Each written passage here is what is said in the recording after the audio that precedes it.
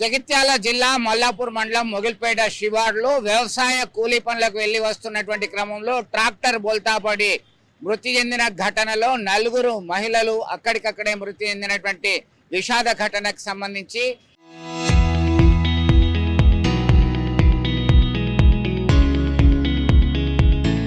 నష్టపరిహారం చెల్లించాలంటూ రాస్తారోకో చేస్తున్నారు.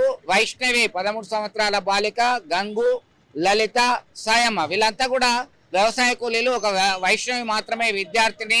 మరొక 8 మందికి గాయాలయ్యాయి. దాదాపు 20 మంది ఆ ట్రాక్టర్ లో ప్రయాణం చేస్తున్నారు. పోస్ట్ మార్టం ప్రక్రియ సైతం పూర్తయింది.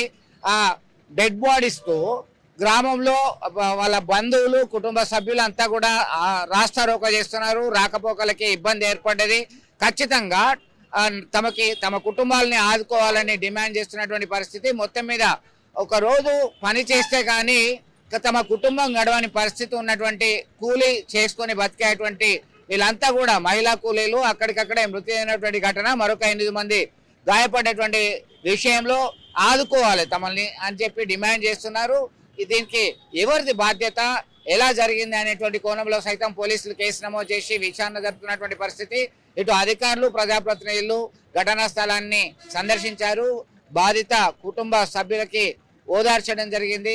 మిమ్మల్ని ఆదుకుంటామని భరోసా ఇచ్చారు. అయినప్పటికీ వారు చేస్తున్నారు. ఖచ్చితంగా వారి కుటుంబ సభ్యుల్ని ఆదుకోవాల్సినటువంటి అవసరం ఉంది. నిండు ప్రాణాలు అంటే రెక్కాడితే కానీ డొక్కాడని స్థితిలో ఉన్నటువంటి ఆ కుటుంబాలకి సంబంధించి ఖచ్చితంగా ఆర్థిక సహాయం అందించాలని చెప్పి స్థానికులు డిమాండ్ చేస్తున్నారు.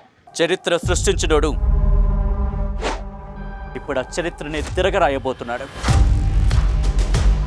అబద్ధాల గోడల్ని బద్దలు కొట్టి నిజాలను రాగా మీ ముందుంచబోతున్నాడు.